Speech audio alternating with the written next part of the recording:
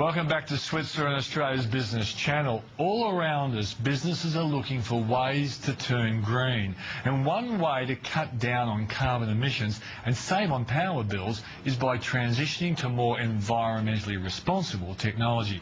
Enter BenQ. This IT company reckons it has created new computer monitors that consume up to 40% less power than traditional screens. Here to tell us all about it is Adrian Chang, BenQ's Asia Pacific President, who's visiting Australia from Taipei. Thanks for joining us on Switzer. Hi, dear.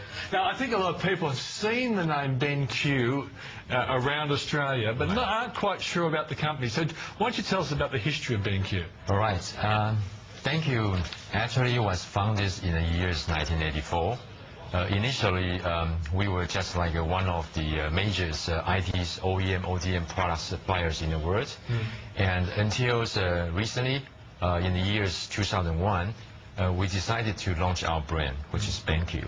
And BenQ, these four letters, stands for bringing enjoyment and quality to life. And we believe that, by the technological innovations, is to enrich the people digital lifestyle, enhancer. Are the people of Taiwan very big fans of electronic and computer products? Right. Yeah. There are a lot of the so-called the power users.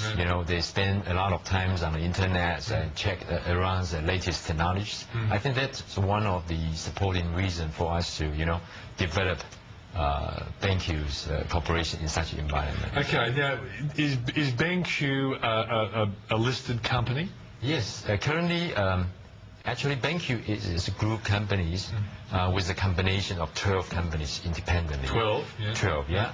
And we have a few companies listed in Taiwan, and there's one company listed in, actually in New York Stock Exchange at the moment, which is called AU Optronics. Okay, yeah. Okay. So, what is the competitive advantage that BenQ has, do you think? All right. There are three core competencies of our companies as a BenQ group companies. First of all, we call it design, because we think that if we would like to position ourselves as the so-called digital lifestyle devices enhancer, then we got to be different from the others. So one is design.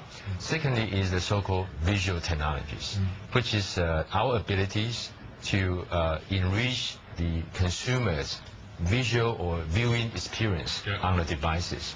And we have been investing a very significant amount of the money into the display.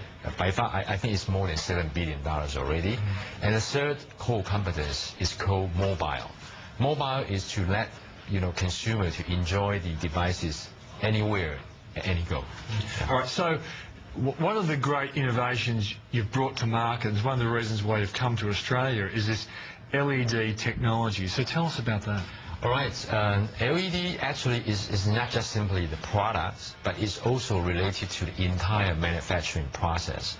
And we take the opportunity to introduce the LED display into the market, and also LED projector.